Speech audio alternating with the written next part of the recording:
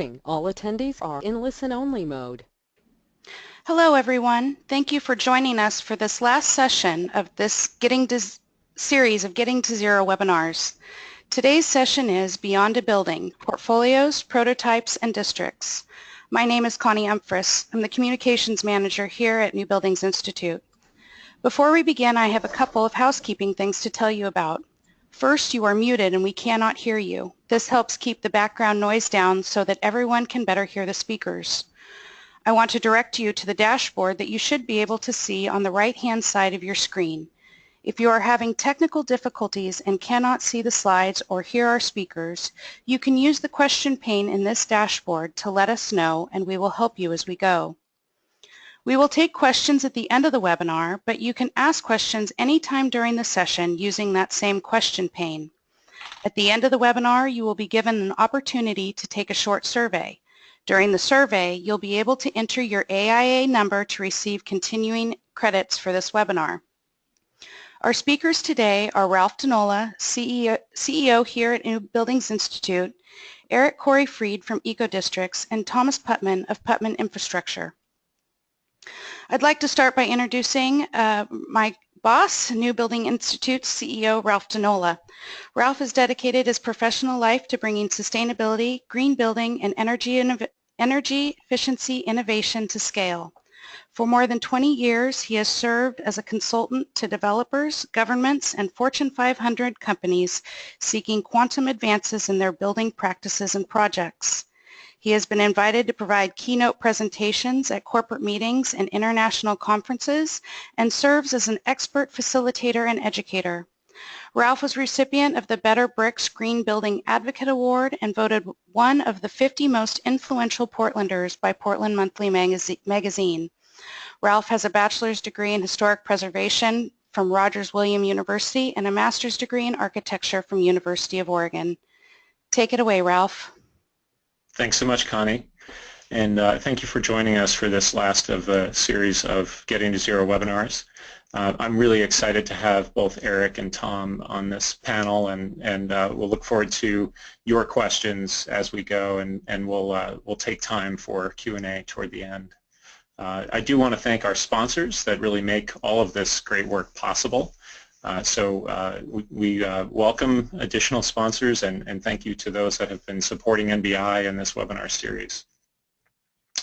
All of these webinars are available on demand, so if you are interested in reviewing this webinar or previous webinars, please find them on our website, and we welcome you to share them broadly. So I would like to start by really setting the context for this discussion and then giving the floor to Eric and Tom. And the way I think about this is, one of the things we continue to hear is if we really want to make zero net energy buildings happen, we have to figure out how to get to scale. And one way to think about this is really using existing scaling frameworks to make that happen. So thinking about the approach of prototypes, portfolios, and districts. And so we'll hear a lot, especially around the district opportunity. And so I just wanted to, again, frame the discussion. So NBI, we've been operating for over 18 years as a nonprofit focused on commercial building energy efficiency and advancing zero net energy buildings. And through our vision and thought leadership, we conduct primary research, we develop technical solutions for the market, and then use that know-how to develop advanced codes and policy. So this is our theory of change and our virtuous cycle at NBI. As part of our research, one of the things that we've been doing for the past 5 years is we maintain a database of buildings, and we have the largest assemblage of zero net energy verified and emerging buildings. And we use this information to gather data to understand how these buildings are built, what types and sizes they are, where they're located. And that information informs all of our work and helps us to advance the cause. So in 44 states and provinces, we're seeing evidence of both verified, emerging, and ultra-low energy buildings And we create a list. So we have a list from 2015. We're in the process of developing our 2016 status update report, which will give additional details on the types, sizes, locations of these buildings. And so our data is showing a trend or a trajectory. These are the projects that we're aware of. So, nationally and across North America, we're seeing a growth trend in zero net energy buildings. And so when we look at the data, we can ascertain that there are different scales and processes that are at play. And again, looking at this, our framework of prototypes, portfolios, and districts, some of our evidence from our database is showing that these types of approaches are possible, and they're happening across North America. So let's just briefly talk about the concept of prototypes. So in my career, I've done a lot of work consulting with retailers, and in the past doing work on LEED and LEED prototypes. But now what we're seeing is this emergence of zero net energy prototypes. So an example that you might have heard of or seen is Walgreens in Evanston, Illinois.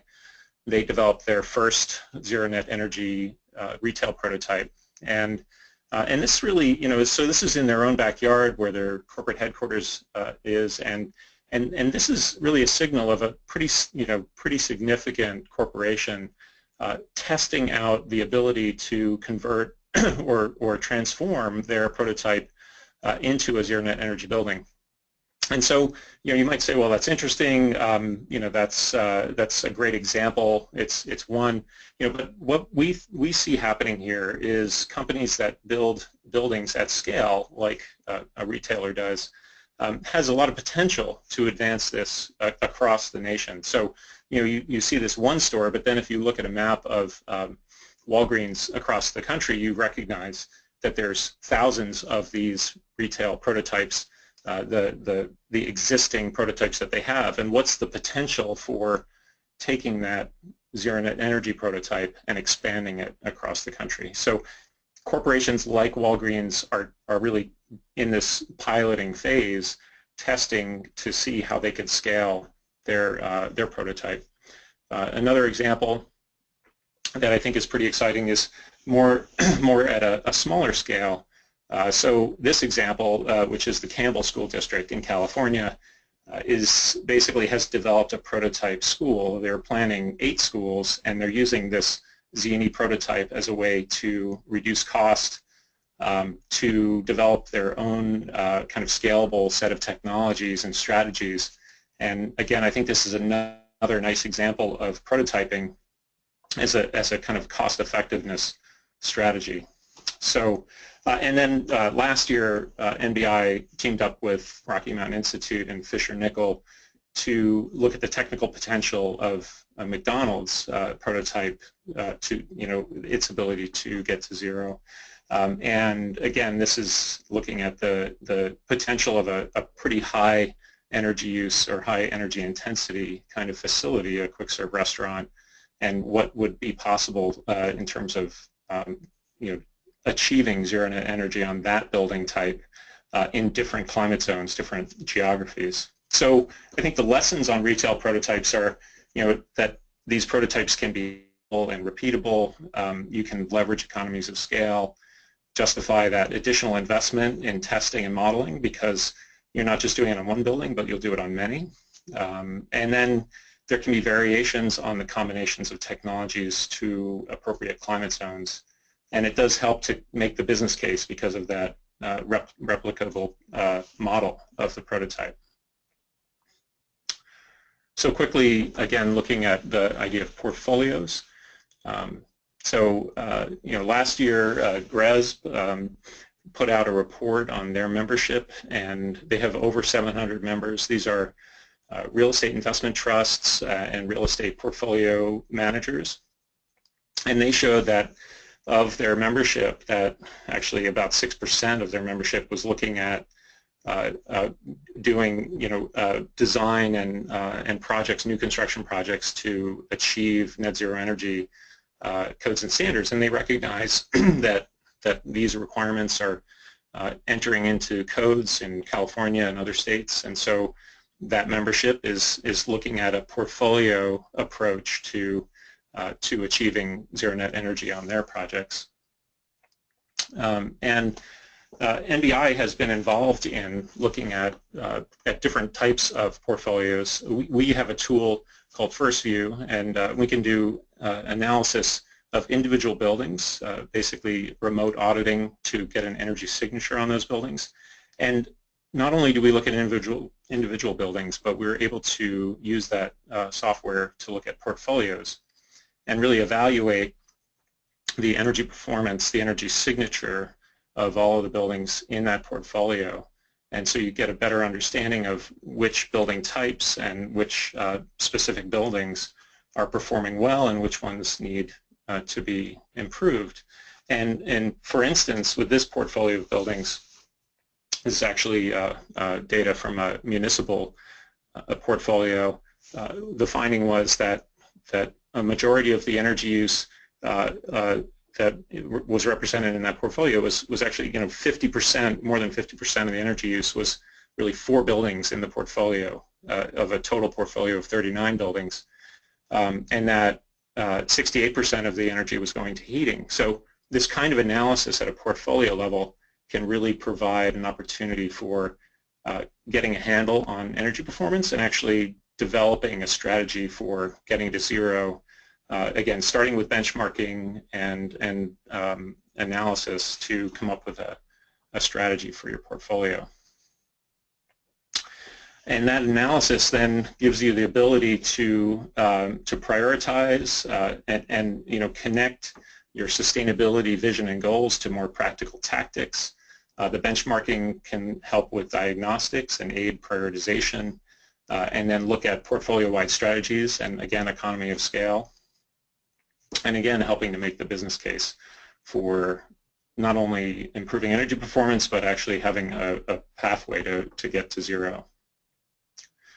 And then lastly, thinking about districts as a scaling framework, and thinking about what can happen at a district scale. In our database, we've got evidence of 18 different Xeni districts, be they campuses or military bases, neighborhoods, and so that knowledge that a number of the Xeni buildings that we're seeing are actually part of more of a district, I think is an exciting development. In Europe, they've been approaching this a little bit differently. They talk about nearly zero energy buildings, and they're understanding that they can approach things from more of a district scale. So this paper looks at 4 levels of scale: building level, building complex level, which is more of a small district, neighborhood level, which is more of a district, and then this kind of infrastructure or grid scale of development. So in Europe, what I think we see more often is the idea of district energy infrastructure really supporting efficient buildings, and this is something we're seeing really emerging more in the U.S.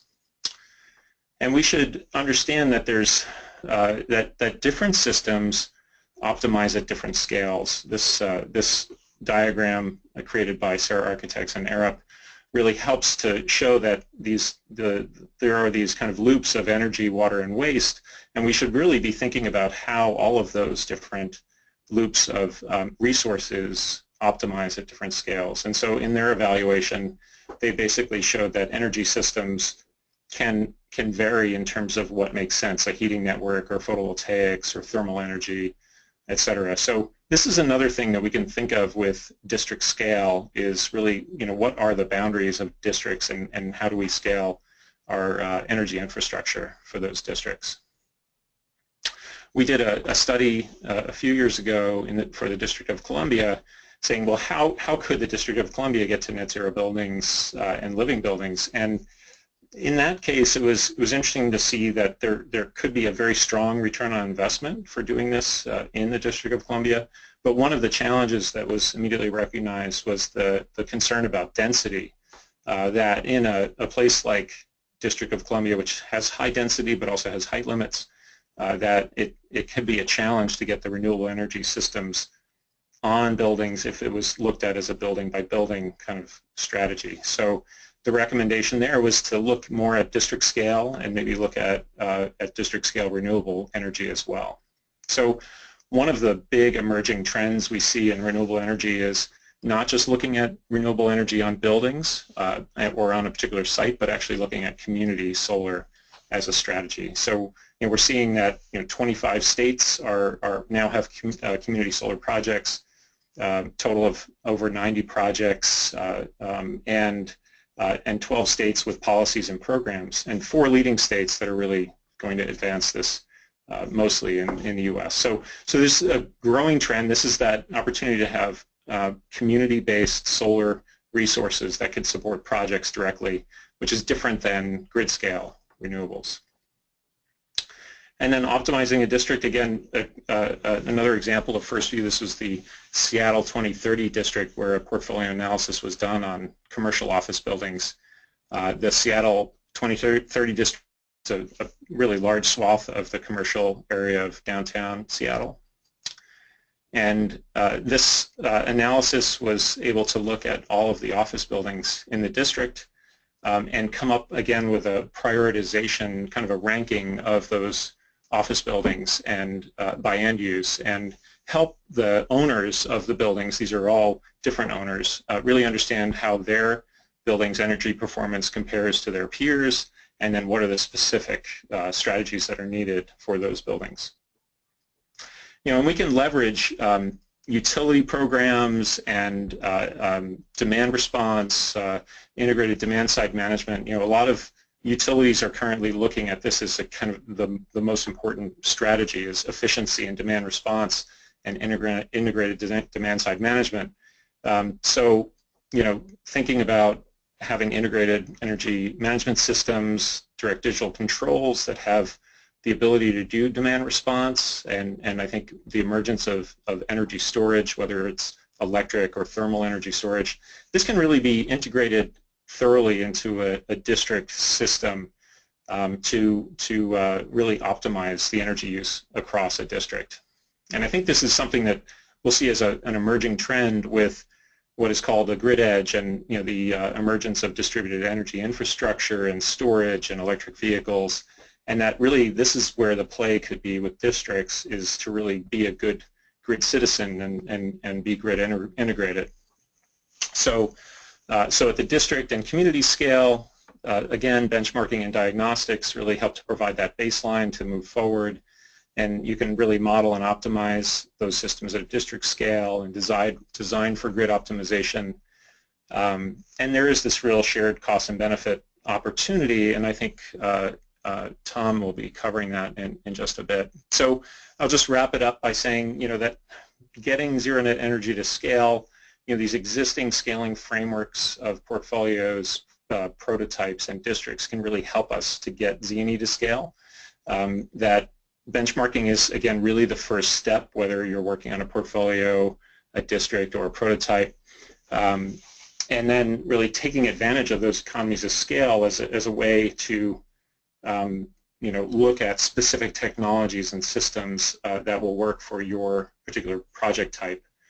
And determine that optimal scale of systems. Certainly this could be a lot of off-the-shelf technologies. I think we'll hear more about that coming up. And then setting those priorities by building type and really starting, I think as Tom has said before, the most important thing is to start with the first project. So that's it for my segment here. I think now, Connie, we can introduce Eric. Okay. Eric Corey-Fried is Director of Business and Partner Development at EcoDistricts, a nonprofit that helps cities and developers create regenerative, resilient, and socially equitable neighborhoods for everyone. As a licensed architect, Eric brings over 20 years of experience in helping architects, builders, and homeowners improve the Use sustainability to improve the design and operational savings for thousands of buildings across the country. Companies like Autodesk, Pixar, Apple, and Lowe's have hired Eric to help them incorporate deeper sustainability into their business. He also holds a prestigious LEED Fellow Award from the U.S. Green Building Council. Thanks, Connie. Hi, everybody. Great to be here today. Thanks to Ralph and Tom for including me in this. I'm very excited to share with you what we have going on. If you've never heard of eco-districts, you're going to be excited. And if you have heard of eco-districts, we have a whole bunch of new things to share with you that kind of we've been rolling out this year that I want you to get involved with. And first it starts with, my slides are messing up. First it starts with our big summit, which is coming up in September. It's a month before the Getting to Zero Forum. It's in Denver. And what's great about our summit, and I'll talk about this a little more, is the diversity of the crowds that we get. So, you know, if you've ever been to a planning conference, it's all planners. If you've ever been to an architects conference, it's all boring architects. What's great about our events is that it's everybody.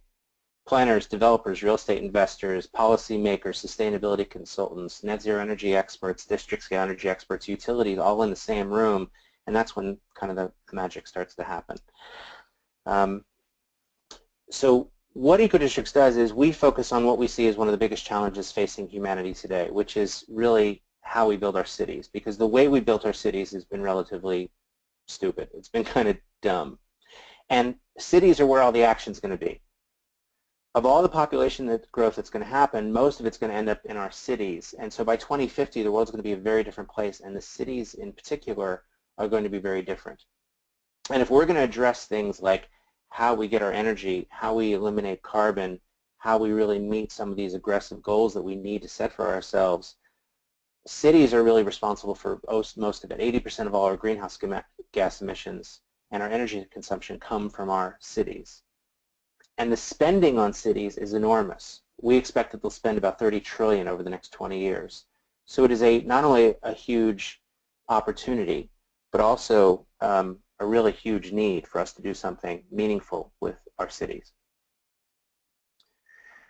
Most cities kind of look like this, right? Think about this. Somebody designed this.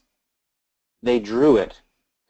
They submitted it. Somebody else then reviewed it and approved it, and then somebody else built it. This is the equivalent of what I call an architectural crotch shot. It's awful. And this is how we think about our cities, which is that we don't. We're really missing huge opportunities to engage people, to generate energy, to restore the environment. And even when we do kind of try to engage people, what we end up doing is we literally pave over paradise and put up parking lots everywhere. So we're missing opportunities to generate energy, produce food, restore surroundings, make a place for people, especially for children. And we're making things worse, not better, essentially. And nature's just been this kind of, you know, afterthought, this thing that we think about later.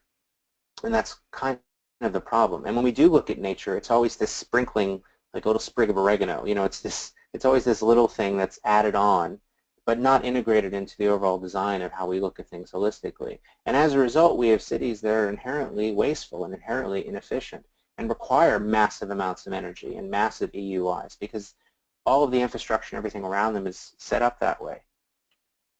So I get it, you know, I get it. But this is an opportunity for us to transform our cities to be something more meaningful. It's an opportunity for us to look at things like this type of infrastructure and really restore it and make it beautiful again. So we don't have to start fresh. We can take our existing cities, our existing neighborhoods, and really make them incredibly beautiful. It's also an opportunity to look at aging infrastructure that normally we wouldn't question, which are also inherently inefficient, and find new and better ways to deal with it. And look at things like this and maybe question, was this really the right response in the first place? One of our really heroes at Eco-Districts is Jane Jacobs, who's kind of a master planner. And if you don't know Jane Jacobs, you should, after this, immediately read all of her books. Go to the library and get all of her books and read them, because she really looked at a city in terms of being about people and about neighborhoods. And she said that the neighborhood is the heart of urban regeneration. So that's where we focus our efforts, on the neighborhood scale, the district scale, because to us, that's where you can really incite the most change. So knowing all this, how we build our cities now has never been more important than right now. And so how do we break that traditional model of development, which doesn't invite in discussions around sustainability or district scale energy or social equity, and start to really create a space that welcomes in everybody, that's inclusive, that's data-driven, transparent, that really promotes a thriving urban ecology? That's what we need. And so that's what EcoDistricts does. If nothing else, if you learn nothing else from today, from my talk, it's that what we do is we bring people together that normally wouldn't get together. And that starts to generate fun, exciting, engaging solutions. We're catalysts for really new type of innovation. And in doing so, it helps us accelerate this existing urban ecology. By the way, this is Tanner Springs Park in Portland. It's a park that also is a stormwater management and remediation place for water, right? It's district scale infrastructure. And it's also very beautiful too, on top of that. And then how do we then look at embedding equity and affordability and social issues and inclusion into everything we do? So what EcoDistricts has created is this framework, this holistic lens for how we can not only address issues of climate, but issues of resiliency and issues of social equity all at the same time.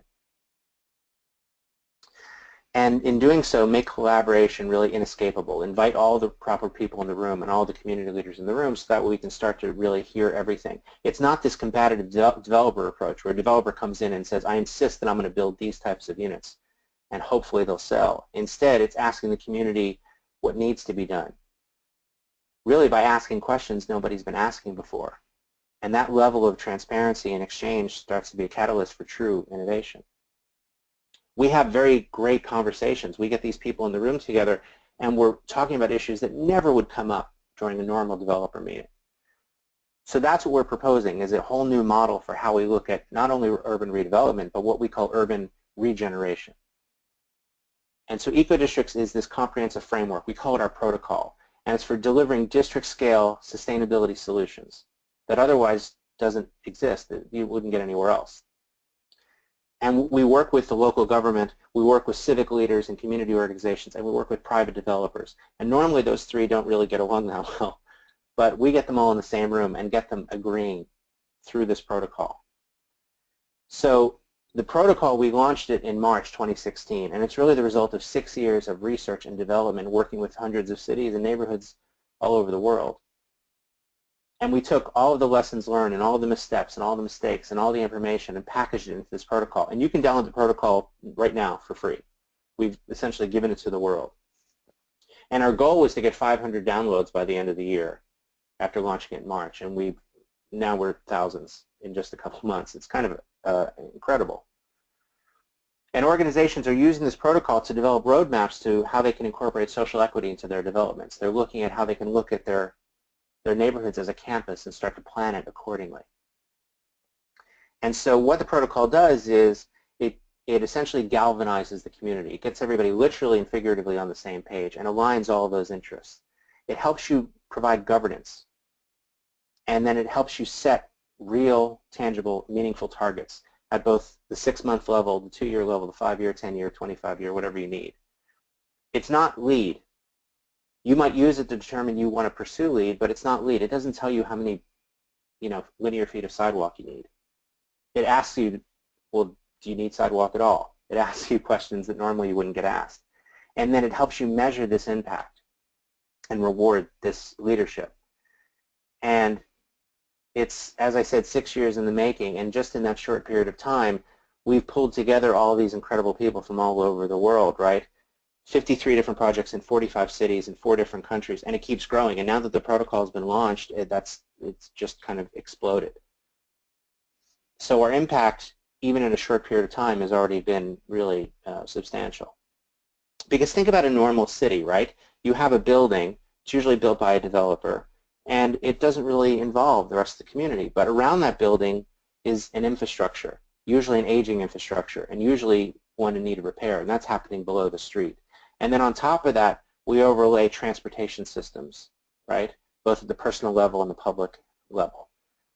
And those often combat each other, bikes versus buses versus cars versus pedestrians. And the buildings kind of ignore all that. And then on top of that, we overlay social networks and nature, right? Parks, community, things like that. But those are opportunities for collecting rainwater, for filtering stormwater, for enhancing the community. And then on top of that, we overlay people, humanity, business, pedestrians, activity, life. And what we do is we get all these systems to talk to each other, to coordinate with each other in a way that normally wouldn't happen. Inside the protocol, it's broken up into 3 imperatives. They're at our core: climate, equity, and resilience. And we look at everything through those 3 lenses. And then around that, we have these 6 priority areas.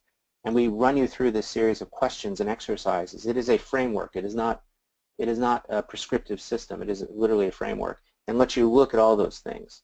And then there are 3 different phases of implementation that we put people through, from formation through road mapping, where they set their targets, and then once they've set all that and they're up and running, then in performance, and then it just keeps going.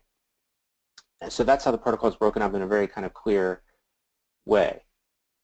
And we've decided to focus on climate, equity, and resilience because that's not only our core lenses, but we feel that's where we need to lead people. That's our kind of leadership stance of what we need to prioritize, because normally development looks at one but not all 3.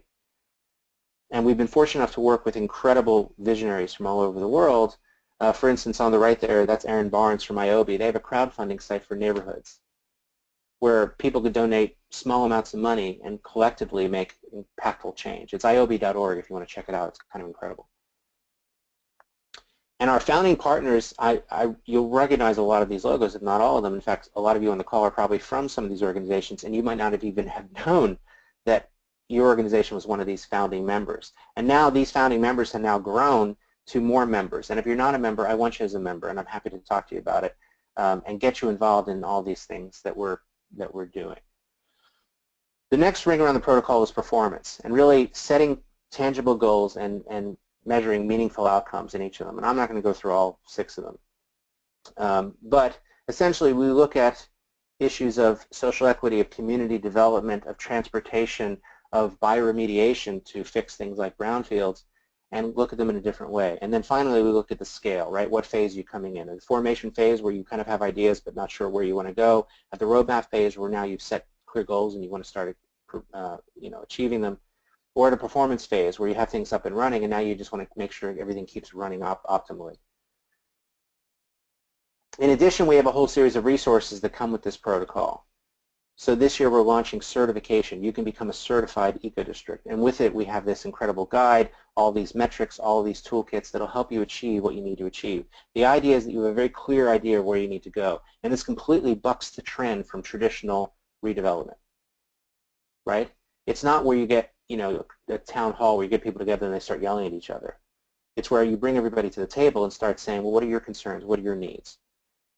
So it's not a who yells the loudest version. It's a be part of our team. We're all in this together. And it's led by this public-private partnership governance, not city planning on down or development down. And it looks at innovation as really the best opportunity. And I'm not going to go through all these, but you get the idea.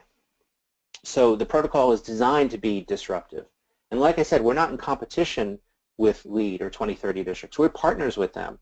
We get to bring all these people together. That's the best part. So you might use our protocol to discover you want to pursue Living Community Challenge. You might use our protocol to discover you need to use 2030 districts as your carbon goals. But 2030 districts don't address social equity. So we love what those guys are doing. In fact, a lot of our eco districts are 2030 districts. That's the best part. You might use it to, you're going to do Enterprises Green Star communities or ASHE stars or ICLEI star communities, whatever you need. The protocol helps enable that. It helps make that happen. It's a tool to get you there. And the certification requirements are not like LEED, right? Remember the old days we had that giant binder filled with books, and now we have LEED Online, which is still a lot of work. These are more you talking and asking questions and then submitting what you've decided. You know, whenever I work with one of these teams, they always say, okay, tell us what hoops we need to jump through. And I said, well, what hoops are important to you? That we're not going to impose on you. It's not a prescriptive thing. It's basically asking the question of what does the community need? You tell us what metrics you need to measure.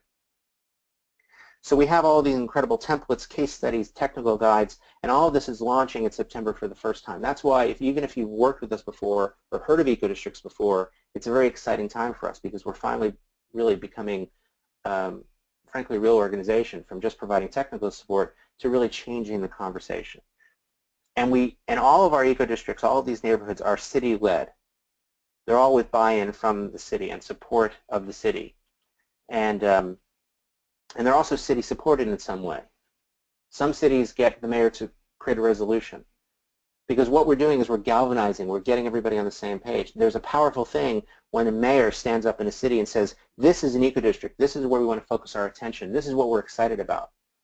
Beyond money, I'm talking about just when they're pointing to an area and saying, this is something happening, and it starts to put a spotlight on things and get everybody excited. And when they have this very clear roadmap and this very clear direction of where they want to go, amazing things happen. One of the things we ask the districts to do is to put forth a declaration of collaboration. It's a glorified MOU, essentially. But basically, it's that everybody's committing to integrate and share their resources and work together. It's a very powerful tool that normally they would never do. And then we encourage everybody to do it publicly and have cake or a ribbon. When you have cake or a ribbon, magical things happen. Press show up. People get excited. They want to get involved. It's so different than the normal model of urban development. Some of these declarations of collaboration are all different forms of commitment. Some people will commit money, of course, but some people will commit their volunteers, their resources. They'll commit training. They'll commit to bike share programs, to pedestrian programs, to safety programs. There'll be incentive programs. The city might say, we're going to reduce permit fees here, or we're going to increase FAR, or building height, or density requirements. We're going to let you use our facilities for these amazing, and the best part is that every neighborhood is so different. So what they commit to is really unique to them. And the idea that we run them through is this really idea of focusing. First, we have them look at the context and map out what are your assets, what are your strengths, what are your weaknesses, and really understand that. And then from that, start to create a baseline, and then create targets, and then identify strategies to meet those targets, and then set a roadmap and start assigning things of who's going to do what. And these, by the way, are some of our templates below, and I'll show you more of those. But you leave there with a comprehensive roadmap of knowing exactly what you need to do and who you need to get involved to really achieve these things, right? So here's one of our actions and investments. So the team knows who's doing what, and you'll see it's on a 2-year, 5-year, 10-year, or greater than 20-year plan. And because you're measuring all this, you'll be tweaking these things as you go. You'll be course correcting as you go. This is our context setting canvas. This is in phase 2, right? You start, it's just questions. It's asking questions that normally don't get asked. Whenever we work with these project teams, they always say, God, I wish we had this 6 months ago. Well, you have it now, so use it now. Ask these questions now. It's kind of an exciting thing. This is our target setting map, right? And you're looking at these 6 lenses of livability, prosperity, health, and wellness. And so it gets you to help set targets in each of those categories. Here's your gap analysis. And again, looking at those 6 categories along the top, livability, prosperity, health, and wellness, and so forth. And then you end up with this roadmap. Here's what we're going to do in 6 months. We're going to do a bike share program, or we're going to paint intersections, or we're going to get these local community organizations to partner with us. Here's what we're going to do in the next 2 years. Here's what we'll do in 5 years, 10 years, and further.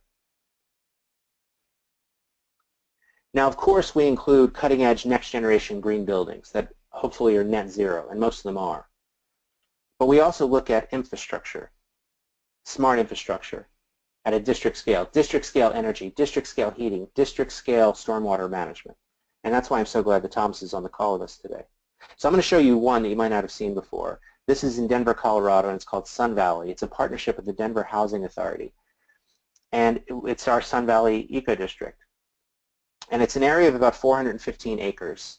It's an existing neighborhood, but it's a brownfield, a toxic brownfield. The population is 1,500, and they want to double that. And it has a very diverse mix of people that live there.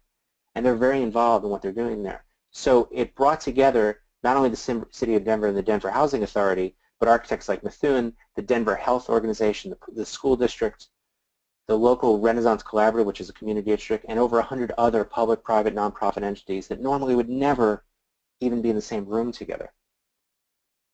And with this, they've laid out a master plan for how they can achieve district scale energy, district scale stormwater, how they can restore the river that runs through it, and how they can look at all different forms of transportation in a very mixed-use development, and not based on what the developer thinks should be there, but what the neighborhood is determined needs to be there. This is their roadmap, right? And you can see that some of the boxes they don't have a map for yet, right? But here's what they're going to do in the next 6 months, 2 years, 5 years, 10 years, and so forth. That's their actual roadmap, by the way. I didn't make that. And so they have a whole series of projects. Some of them are big picture that will take years, right? Restoring the river. Some of them are things they're going to do in the next 6 months, like this cool food box program. And the protocols enable them to know what they need to do and what their priorities are and what they all agree on. And that's how we work, right? We provide these tools for neighborhoods. In addition, we have a whole community section where essentially you can become an ambassador, and I'd love to invite all of you to become an ambassador. We'll essentially train you for free and give you a slide deck and have you go out and talk about what we're doing. It's easy, right? We also have these incredible convenings, these large events that we do several times a year. We also have collaboration where we can partner with you, right? So if you work for a planning agency, we can partner with you. We can come together on RFPs, or we can consult with you or consult the cities and help them implement this roadmap in new and unusual ways. And then certification is what we're launching this September, where your eco-district can actually get certified. And you can even get accredited. We can train you in an 8-hour training, and then you get tested on it, and you'll be an accredited eco-districts professional. That's what we do. We bring together all these people that normally would never get together. It's kind of incredible. Hopefully you're hearing the excitement in my voice. And one of the ways that's manifesting itself is in our big summit. It's our 7th annual summit. This year it's in Denver. Denver's awesome. It's a month before the Getting to Zero Forum, so it's a great excuse to kind of talk about planning and then come back and talk about net zero district scale energy.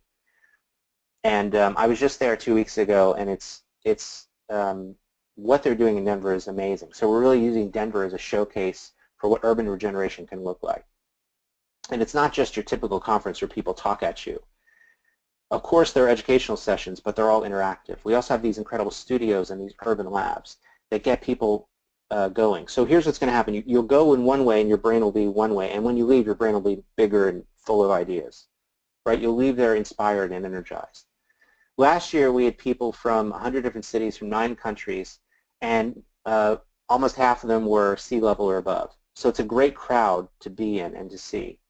And as I said, if you look at all the different sectors represented, it's such a diverse audience. It's what people say is their favorite thing about the summit. So I want you all to come. And this is who's already coming, all right? You probably recognize a lot of these logos. Ralph's going to be there. He's going to be speaking, and we're honored to have him. And he's going to talk about all the amazing things going on with RMI, right? It's incredible. We also have some incredible keynotes lined up. We have Ryan Gravel from Atlanta's Beltline, who's going to talk about his book and kind of the amazing things they're doing there. We have these plenaries and breakouts. We have these little doses of inspiration.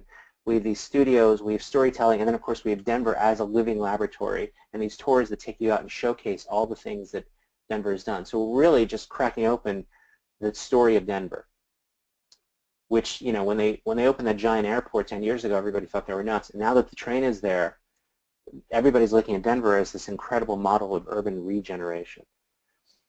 On day 2, we then expand your toolbox with all of these studio sessions that were curated and handpicked and are incredible. And then on day 3, we have all of these tours and urban labs and mobile things where we get you out into the city talking with these urban leaders, and you're going to leave there with just a massive head of inspiration and ideas. And then we have all these great urban shoulder programs as well, including our big block party that second day, and our research symposium. And then if you want to get accredited, we'll have an accreditation training too. I'm very excited about it. I want you all involved. And this is where we'll be rolling out and officially launching certification. And we'll be announcing all these commitments that have already come in of cities that have already committed to getting registered and certified. In addition, we'll be launching accreditation, and all of you can get accredited as a professional, or at the very least become an ambassador, where we just give you a slide deck and you can at least are armed with information. I'd love you all to visit the site ecodistricts.org and pledge and make a commitment. It's free, or at least go and download the protocol. That would be great. You can download it now. And I'd love to get a commitment from all of you, right? Some people are committing to getting accredited themselves. Some people are committing to getting more of their staff accredited, or at least become ambassadors, or to pulling together a district themselves. I'd love to get a commitment from each of you. In addition, we have a much smaller event called our District Energy and Water Academy. It's in November in Vancouver. So after you go to Getting to Zero, get inspired, bring all that knowledge with you, and you can meet with all of our project teams, and essentially they're going to walk out of there knowing how to implement district scale solutions. Plus Vancouver's gorgeous. Who wouldn't want to go to Vancouver, right? Okay. So the protocol is not a prescriptive thing that tells you what to do. It's not a tool. It's designed to be transformative. It's designed to be a disruption. It's designed to be this alternative to development. So I'd love for you to join us and get involved with what we're doing. You can call me, email me, stalk me here, however you want. Otherwise, that's my time. Thank you for listening, and I'm very much excited about hearing what Thomas has to say about this.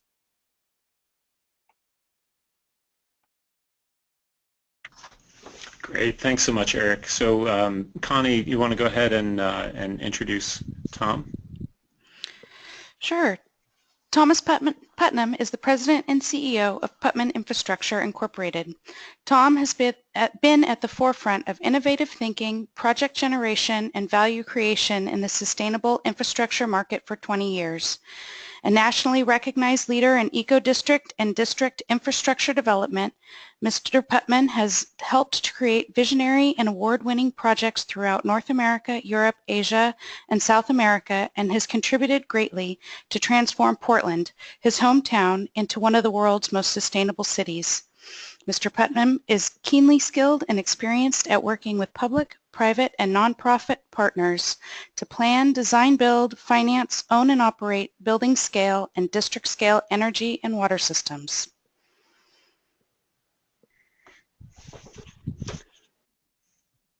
Take it away, Tom. Okay. Well, hello, everyone. This is Tom Putman. Thank you for having me, and thank you for participating. Eric did a fantastic job describing eco-districts, the eco-district framework and protocol, and kind of the method in which eco-districts is utilized by districts to deliver results. We primarily are an infrastructure investment development and operations company, and we've been fortunate to work with eco-districts from day one. And what we wanted to share today is essentially kind of the benefits of that eco-district framework, and to look at scale of how do you deliver systems, where does this all fit in, as Ralph teed up, getting to zero at the building scale, at the portfolio scale, at the district scale. We're very much in the world of district, and how do you start initiating these district scale projects and make these investments. And having eco-districts and the protocol is such a clear benefit to help kind of organize that effort and to bring the partners together. We're primarily in that developer category, but through the eco-district protocol and the relationships it creates with the city and with our civic partners, nonprofit partners, it really makes it creates tremendous advantage in team building to deliver systems. So what we wanted to talk about today was just share one eco-district in particular, the Lloyd Eco-District. It was one of the first eco-districts. I think, do I have control, Connie? Yes, you Tom, do. Go ahead. Okay.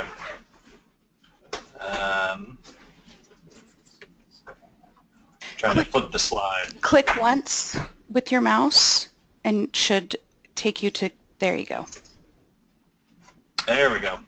Let's start with the eco-district in Portland. I'll skip to this next slide, but it's about, like Ralph had mentioned earlier, that base hit or baby step of getting to projects. We definitely have got the home runs that are in there with some of the district systems, but it's also just by doing through that group of public, private, and civic, it creates more doing. And as we looked at the Lloyd Eco-District, we were generating waste strategies. We were generating solar PV strategies. There's the lower right-hand corner is 6 building retrofits that were being generated out of the district. Green street strategies, district reclaimed water strategies, district energy strategies, but they all were based off that eco-district approach that was created. And then actually those little LED light bulbs, there's an LED lighting retrofit strategy for street lights, and then on-site site lighting. But it really kind of came out of that eco-district framework. And so as we look at kind of the generation of how do we get to projects, everything that Ralph and then Eric had talked about that kind of movement from vision to really kind of governance, that MOU. We did, between all the partners, sign an MOU together, just both committed time and committed dollars to create an entity, the Lloyd Eco District, to drive the district forward. And then roadmap that Eric had talked about. All those tools that Eco District provides, these are the tools in action, and they work. You know, we've been in the trenches on this for a while, and those tools and templates work tremendously. So that Eco District roadmap, we'll talk a little bit about that today. And then project development, this was actually the Lloyd Eco District Energy Action Plan that really was saying, okay, in the next 5 years, what are the actions we're going to go do? We got 15 of them. Who's going to do it? Who's going to pay for it? When are we going to get them done? How do they help achieve our overall Eco District goals? So that kind of that nesting or that continuation of commitment and action, that's the goal of that Eco District, to drive to these aggressive carbon, energy, and water goals. So as we kind of further go into the Eco District, you know, this idea of vision or big ideas came out, and this was, like Eric talked before, you know, we're not, Eco Districts isn't prescribing you have to do this, here's your checklist. It's helping you discover what are the values of the district.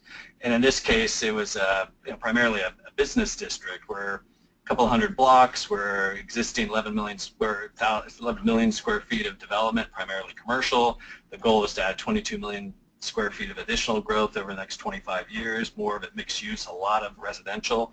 But what does that want to be? You know, the complexion of the district wants to change over the next 2 decades, but what are its goals, what are its values? And so this idea of prosperous district, both from a job growth perspective, but then also an investment return perspective, this idea of biophilic district, health and well-being, community identity, habitat and ecosystem, and this idea of nature and people connected within the district, the concept of the connected district from a transportation access and mobility perspective, habitat and ecosystem perspective, and this idea of efficient district from an energy, water, materials management perspective. Yeah, eco districts, like Erica talked about, has further refined these templates. And so I definitely would encourage you to download that protocol if you haven't already done so, and then keep engaged with the eco districts to get these tools to help refine what you're doing in the districts. It does work. Next slide, as we look at, well, where do we go with these big ideas, and how does that start to translate? Like Eric had showed before, kind of that strategies template. That's part of that roadmap, and getting to projects is saying, well, where are we at, where are we going, and what could we do? In this case, you know, as you see at kind of the left-hand side, the prosperous district, here's our big idea buckets: prosperous district, efficient district, biophilic district, connected district.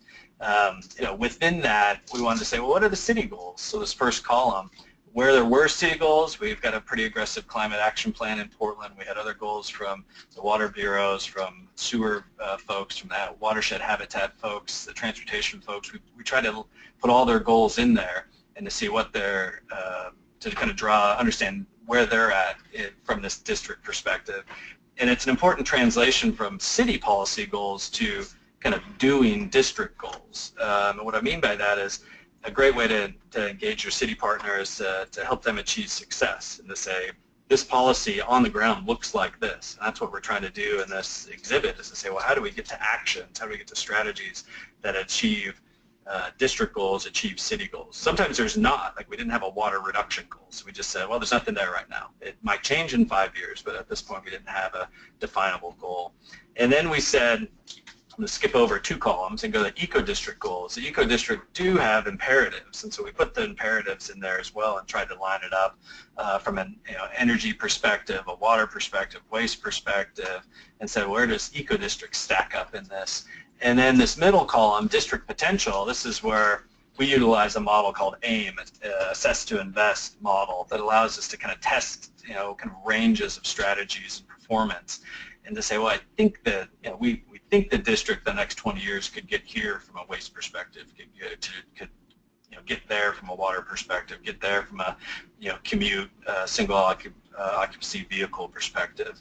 But that range of kind of goals and opportunities really lended to say, well, what projects, what strategies might we be able to utilize to achieve those district goals. And so that the recommended strategies column, you'll see a number of the strategies that were identified and then were further tested.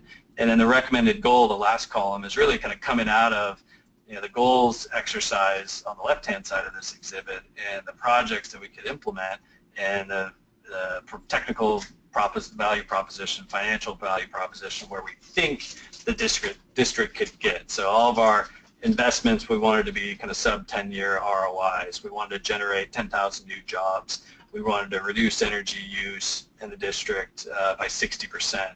We actually landed on a no net increase in energy use versus a net zero energy use over the next 25 years, and we'll go into that in a little detail in the next few slides.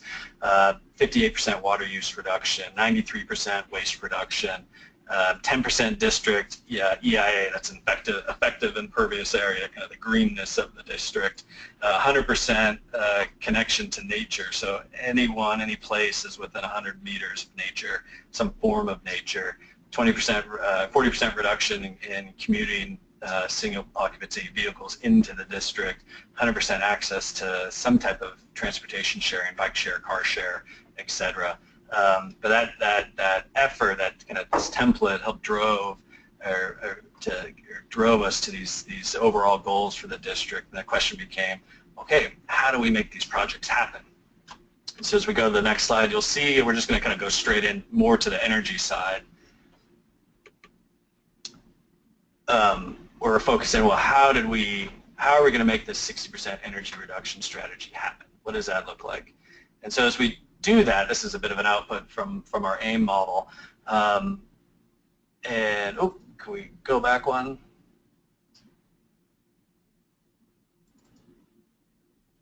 There we go.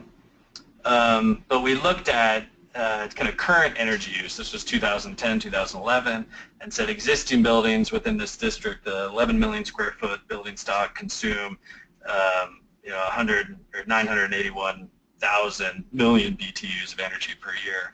And then we layered on that growth over the next 25 years. Those new buildings would over double that energy use with the use or the construction of another 22 million square feet of buildings. And so we had that gap. And we said, okay, well, do we drive to net zero? The commercial side of the district was a little hesitant from the modeling that we're saying to take an existing district and get it to net zero. But everyone, public, private, nonprofit, really gravitated around, well, could we grow this district? Could we essentially triple the density of the district and consume the same amount of energy? So that no net increase goal was, kind of the two orange lines became the target. And so getting at that, what are the buckets of actions or buckets of strategies we could utilize to get ourselves there? We first started just looking at buildings themselves and just took a soft path to energy approach and said, let's just use less first. And so we looked at energy efficient buildings, all the new buildings that were looking to be constructed in the district. Let's design them at a minimum to LEED Gold standards. The net effect of all those new buildings being efficient like that reduce overall district or overall energy demand from the district by about 30%. We also want to go back into the existing buildings and say, okay, can we take some of this building stock, the 11 million square feet of buildings, and do energy retrofits, and can we get benefit from that? And we estimated out, modeled out that we could get about a 10% net benefit of those existing building retrofits to the district overall. And then we said, well, we want to do on-site solar. We had a pretty significant renewable energy goal for the district, and so we wanted to generate 5%. Actually, it ended up being about 20% overall solar from different buildings, but the net impact of the district was about a 5% energy use benefit from on-site renewables. And then the use of district energy, not for the entire district, but for nodes within the district, we found a net district benefit to about 15% related to district infrastructure, district energy. So as we add all those up, we got about that 60% energy use reduction, which essentially got us to that no net increase in energy use for the district overall. So that became, essentially was our energy framework, and said this is what we're going to go do over the next 20 years as this district develops out. The question then became, okay, where do we start? Where do we go? And it goes back to the eco-district framework to say, okay, these efficient district projects, there's building level projects, there's infrastructure level projects, there's community action, and kind of people related projects. We wanted to nest it back into the eco-district framework to say, here's the projects we're going to go do to deliver on this this energy goal. You can see the other strategies and projects we had in there from the other focus areas. But as we kind of go into that more, we said, okay, well, is there a financial value proposition? And what does that look like? And who's doing what? What are the investment partnerships to remember, to utilize? This graph on the left, you'll see, this is kind of, maybe going back 10, 15 years when we first started doing a lot of LEED projects and saying, the question was, what's the cost premium to go LEED, silver, gold, platinum? In Portland over time, most people have found that even just going gold, there's no cost premium. Platinum, there might be a bit. But the question from the district came to us of saying, well, is there a cost premium to be an eco-district, and what is that? And so we took all those projects and strategies that were identified and kind of rolled that up, and we said, well, the eco-district, business as usual, BAU, this base district, that development, both vertical and horizontal, over the next 25 years was just shy of about $7 billion worth of investment. And as we put in all those eco-district related projects, we noted about another $300 million of an additional investment required. That ended up netting out to be about a 5% premium, which was answering that question from the partners of, what is the premium of eco-district? We found it to be about 5% in the Lloyd eco-district per these initial projections. And that actually really allowed the district overall to kind of let its guard down a little bit. It wasn't 20%, it wasn't 30%. Each project, the graph on the right, each project had some, we're kind of in that target of sub 10 years. Solar in our neck of the woods was a bit of a struggle. So that was showing a pretty high ROI.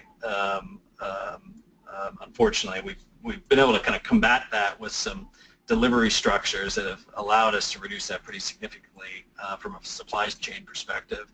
But most of the projects were kind of in the ballpark of where we wanted to be. And overall, we were seeing a savings of just shy of $40 million a year upon build-out based off these systems. So these are real numbers that kind of hint at, yes, there's value proposition not only in eco-district, but then as investment. To see what that wants to be, and that's kind of where we play as an organization, is those infrastructure investments. And so as we kind of look at those partners of who's doing what and what do we do with buildings, you're kind of these different delivery models pop up. And so this matrix we used kind of came out of that eco-district group successfully of, well, who's doing what at the building scale. So these are for building scale projects. And the kind of quadrant A, this upper left quadrant, the single building self-perform, that is typically how building owners look at their buildings. In this case, we wanted to broaden that and say, is there value of being in partnership with the district?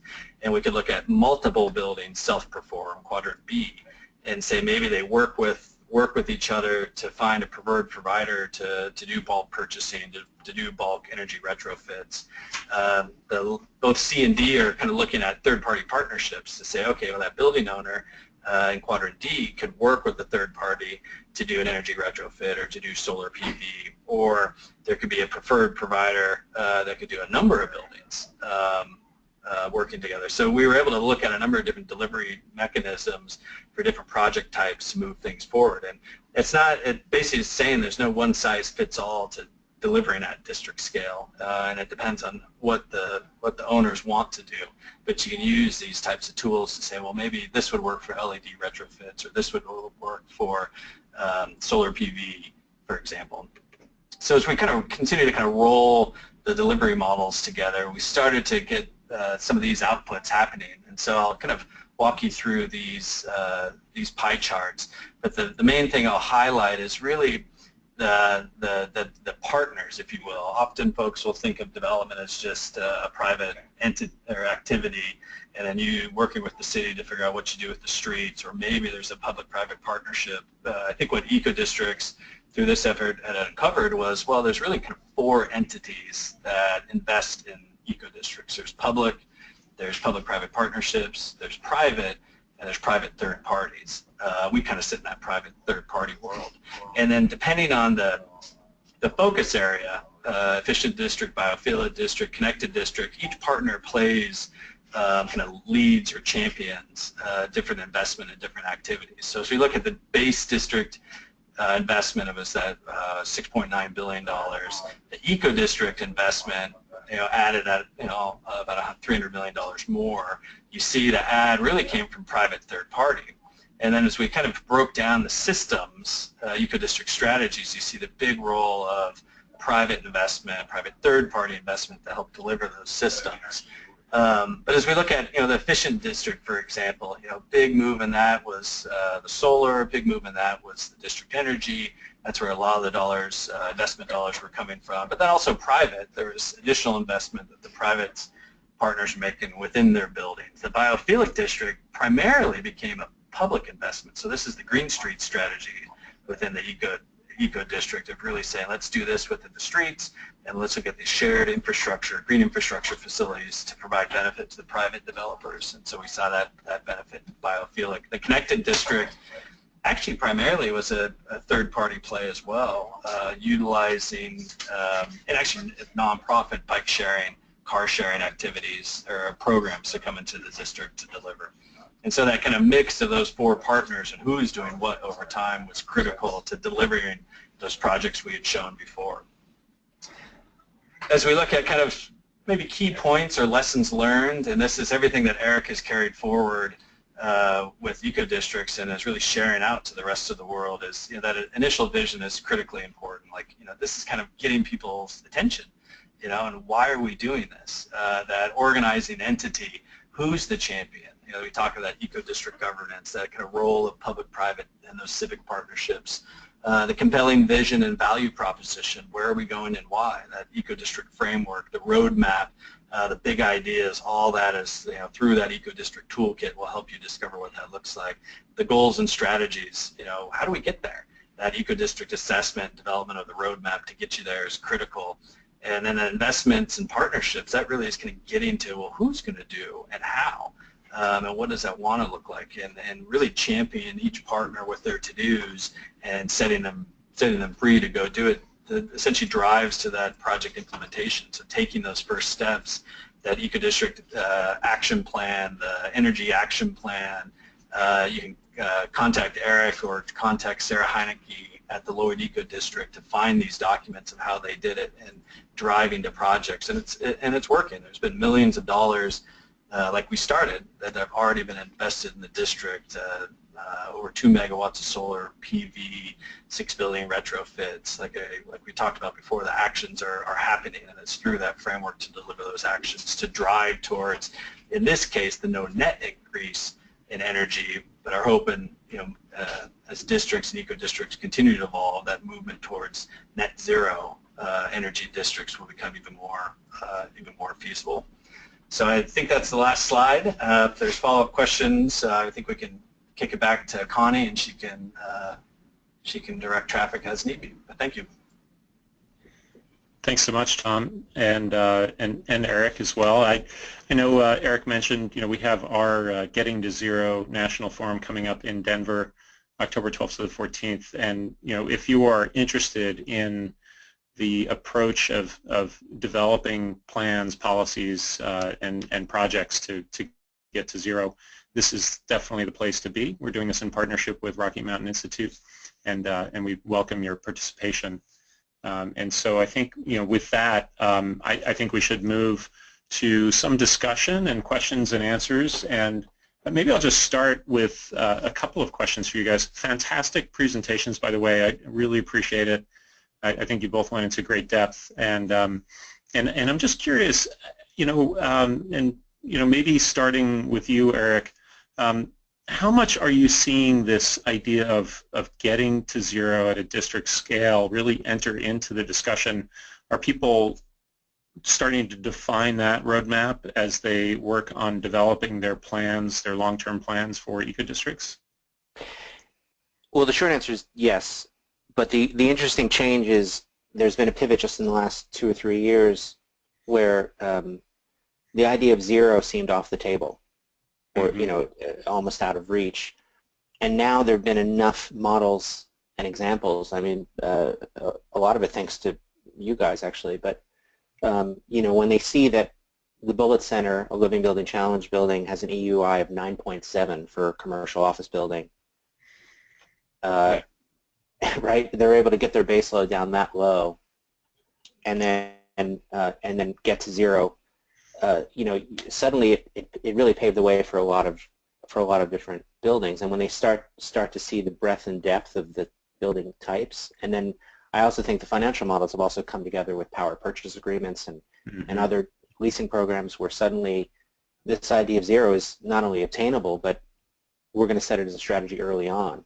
Right. And what I love about zero is that it's a number, right? It's not we're going to try to do 30% less than some arbitrary, confusing baseline. It's right. It's either zero or you didn't, right? It's absolute, yeah. Absolute. So it's beautiful in that regard, and it's opening up conversations not just about energy, but also about, you know, when we switch to district scale water, for instance, water requires a lot of energy. Yeah.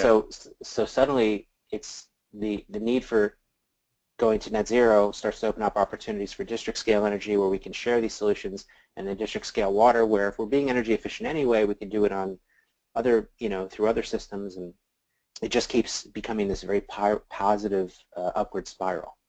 Yeah, great.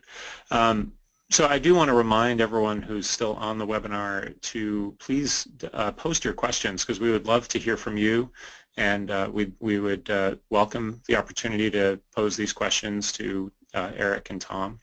So Tom, you know, the Lloyd Crossing study, which actually occurred quite a long time ago, I think it was kind of a landmark study at the time and pretty revolutionary. And at that time, you and the team modeled, you know, what it would be like to get to zero, or what it would be like to have the same impact as, let's say, a, you know, pre-settlement forest. So what's interesting is, you know, things may be coming full circle. You know, are you seeing the you know, kind of path to or getting to zero strategy coming up more with these district projects you're working on and investing in? Yeah, definitely. I think actually Eric kind of captured that evolution well. In fact, I just looked back at Lloyd Crossing study in the Lloyd Eco District. That was 2004. So that was about 12 years ago. And don't let that, you know, be discouraging to anyone. I think at that time we were kind of making it up as we go, and we had LEED that was there, and that question of, oh, what's beyond LEED? What's at neighborhood scale? We did turn to nature, and we just said, well, what was in the neighborhood before it was developed, and went to pre-development conditions. We actually modeled it all from a hydrology perspective, from a carbon perspective, and we let that be our guide to see where we go with things. And I think, you know, using that even as of yesterday with the district project down in Phoenix that we're working on, that, you know, looking at zero, it becomes one of the bookends immediately to say, what would it take? And we're certainly, you know, 5 years ago we might not even have got too into it and just said, well, let's just maybe go LEED Gold. But now it's certainly part of the discussion, and even beyond net zero is becoming more part of the discussion, whether it's, you know, climate positive and carbon positive solutions, or zero combustion, no gas districts. I mean, that's all starting to happen. It's certainly a challenge. I think the work that MBI is doing at the building scale is tremendously important, because, you know, even though we work at district scale, we look at projects like the Bullitt Center as inspiration, and how do we take those lessons learned and bring them up to scale, or what might have struggled financially at the building scale actually works at the multi-building scale. And so that's allowed us to kind of test then, you know, how far towards net zero can we get. I think it's just like it's been in the building evolution over the last 15 years, you know, from LEED to net zero and beyond. I think you're seeing that this district neighborhood scale, and the work that Eco District's doing is really kind of, you know, guiding that evolution. And sure, Lloyd Crossing was 14 years ago, but I think all those lessons learned allow these districts now to progress that so much quicker, because there's so many more resources and knowledge and lessons learned, and partners like us to make those types of investments a reality. Absolutely. Yeah, and it seems to me, looking at other countries like what's happening in Europe, what's happening in Asia, they are more, it seems like, more likely to think about things at a community scale, develop infrastructure at a community scale. A lot of the development happening in Asia is actually, large-scale master plan, new construction. Whereas in Europe, it's much more about existing communities, but looking at district systems. Do you guys think that, with the Paris Accord and, the fact that we now have, I think, much more of an imperative to move forward, do you think we're going to be seeing more interest and activity in district systems and district infrastructure being included in existing and new communities? The short answer is yes, because especially what happened in Paris in December was it sent a global signal that we're going to put a price on carbon. We don't know when, but it's on the books, right? Mm-hmm. And so that sent a message, and the only way for us to solve a lot of these problems, with especially with our carbon emissions and so much of it coming from buildings and especially from cities, is to look at district scale solutions, right? To do it a building at a time is too slow, mm-hmm. and also has some inefficiencies, and we've gotten really good at that. But even the Bullitt Center ended up, after its first year, had a surplus of energy. Mm-hmm. Ironically, because one of the reasons was Seattle, due to climate change, Seattle had one of the sunniest years it ever had, and that wasn't in the model. So, mm-hmm. This idea of trying to hit this target at a building level's silly, but compared to, let's say, doing it at a district scale. And mm-hmm. so there's certain inherent opportunities at district scale that we never had before with buildings. And on top of that, storage is becoming a much larger part of the conversation. We can start to really hold on to the energy when we need it. It's not such an on-demand system anymore. Mm-hmm. And so if we want to meet these carbon goals, we have to do it through net zero energy at a building scale, certainly net zero energy at a district scale, and I think the world's realized that. I mean, even just doing back-of-the-envelope calculations, they'll realize that utility scale, especially with the losses in transmission, are so inefficient that it doesn't pencil out. Mm-hmm. Mm-hmm.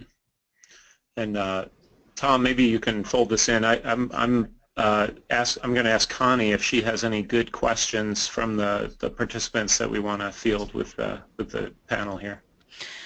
Sure, we have a few. Early on, after Eric's first part of his presentation, we had a question, much reference to communities.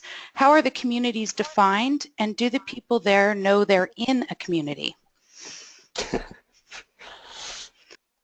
That's a hilarious question. It's a great question, but it's yes. We don't impose eco-districts on people. They generally come to us, and we call it a neighborhood because it could be as small as a few blocks, and it could be as large as hundreds of acres. But generally, it has to be definable. It has to be a clear set of boundaries. It can't be like, yeah, it kind of ends somewhere over there. So all the eco-districts have usually a clear boundary, and sometimes they'll have a boundary and they'll revise it later as the neighborhood changes. There's one in Seattle called the Capitol Hill Eco-District. Capitol Hill was already a neighborhood that had a certain personality to it, and they have a very clear defined boundary, and the whole thing is very walkable, as opposed to the Sun Valley in Denver, which is you're probably not going to walk around 400 acres. Probably wouldn't even bike around 400 acres, right? So they know they're in a neighborhood because they are the neighborhood. They're the ones that come to us seeking help. Generally know that the traditional models of development are either ignoring them because they're unappealing on a pro forma, or the traditional models of development aren't getting them what they want. They're getting them gentrification, and they don't have a place at the table. So especially for these community leaders and community organizations, and even for city planners who have a vested interest in seeing these neighborhoods thrive, we become a way that they can start to interject things into the conversation that normally would never get looked at. I was working with a team from Cincinnati, and they were telling me this very heartbreaking story that 2/3 of their school kids in their neighborhood go to school hungry. And the school has become one, it's now serving meals, it serves breakfast to them, which isn't really in their purview, right? They should be focusing on education, but they can't because the kids are starving. So now we're talking about redeveloping a neighborhood through the lens of social equity. No, that would never come up, right? A developer would never, I mean, why would they? Even the most well-intentioned developer would talk about, yeah, we're going to go for LEED Gold, but they would never talk about hunger in that conversation. They wouldn't know to. And so we get to raise issues that may or may not be solvable. They might not find a way to solve it, but at least it's getting discussed, and that to me is very exciting. Mm-hmm. Yeah, and ultimately, I think the most important part of this is all about creating livable communities, right? This is about the people and creating a better place for us to live, work, learn, etc. So I think that this idea of that district scale is a place where we can create those vibrant communities that also achieve our environmental goals. So there's another question here, and Connie, I'll just jump into this one because I think it's a good one. We hear all the time about the fact that we have outdated infrastructure, we have crumbling communities. You might even think about challenges of communities like Flint, Michigan. So is this framework of looking at districts, is that a good way to think about resolving a lot of these urban issues that we're dealing with and really shining a spotlight on opportunity? Tom, maybe you can take it from an infrastructure perspective. Yeah, certainly. The answer is yes. And I think what we've seen in the districts we've worked within is, particularly in that, like we talked about, the city policy goals, what comes out in those conversations becomes infrastructure constraints.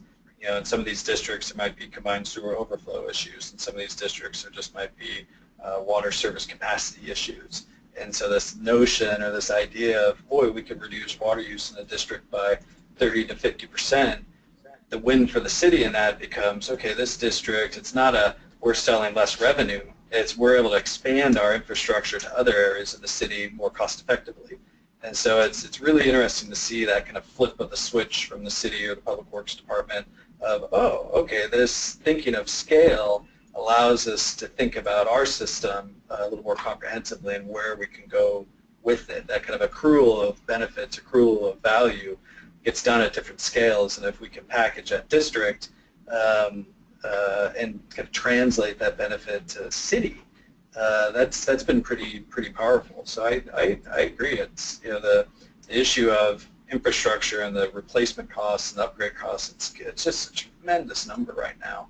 And I think the cities, the progressive ones, at least that we've connected with, Denver West, are all seeing that going, boy, if you guys at this district scale could achieve this, that means this benefit to us in the system overall. And if we could get 4 or 5, 6 districts within the city to do that, that's a big benefit and a big cost reduction to the public taxpayers. So it's a district becomes a big benefit to those municipal infrastructure systems.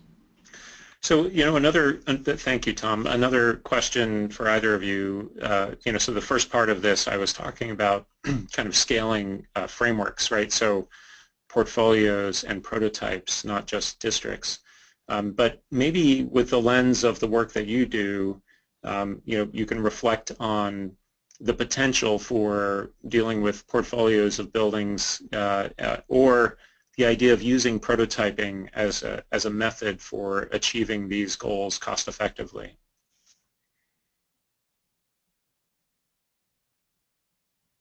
Either one of you could respond to that. Well, that's a impressive question. If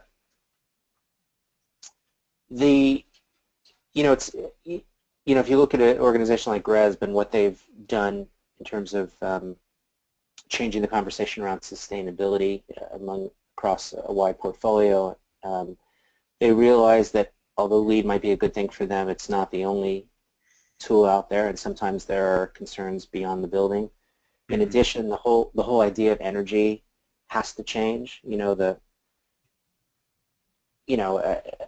all of you have experienced this, right? If you want to do any sort of net metering, anything, whether it's at a building scale or a district energy scale, I'm sure the local public utility is going to have something to say about it. But in an ideal world, wouldn't it be amazing if you could have a portfolio of diverse buildings that are spread throughout a state or spread around the country, but you could essentially net meter each of them so that way you could have a net zero energy portfolio. Mm-hmm. It's certainly possible technologically. It's certainly possible accounting-wise and modeling-wise. It's just that the utilities start to panic and get worried about things like that, and they have reason for doing that. But it seems that it's also blocking us from opening up new possibilities. I'd love to see really a way to address working with the utilities, a partnership that makes them happy with some of the ideas that our communities are pushing for net zero energy and district scale energy, where they don't panic. And that's one of the reasons why we're doing this District Energy and Water Academy in November in Vancouver. Yeah, it's the first time we've done it, and we're doing it kind of right, building on the momentum from what's going on, and that's why we're inviting utilities and inviting the communities and getting them together in the same room. Just because we don't know what's going to happen for part of it, for that very reason. Yeah, yeah. I think that from our perspective, many of the utilities we work with, see this as the future. So, we hear things like utility of the future, or Connect 21, or other models, right? This kind of the future of the utility business model. And so, there are utilities that are actually building microgrids. They're looking at resilient infrastructure. They're looking at distributed energy systems. And so I think, the mindset is there. I think there's definitely a shift to understand that this is what it's going to take, and that we will have a more resilient distributed energy infrastructure if we're mindful as we move forward. So that idea of upgrading our infrastructure, upgrading our, modernizing the grid, and looking at these new technologies is great. Connie, any other, maybe a last question? We have only a few minutes left. Sure. Let's see here. Sorry, computer's acting up. Okay. Do you support applying passive house design and construction criteria, methodology, and certification as a first step for aiming for net zero? So that's a little specific on the Z&E side, but. Yeah, maybe I'll just frame that a little bit more, because I think both Tom and Eric talked about this notion of working with existing protocols and frameworks. And I think from our perspective, Passive House has been clearly a strategy that people have used to, especially in northern climates, to address concerns about extreme ambient temperature differences, et cetera. So it is a great approach for making more energy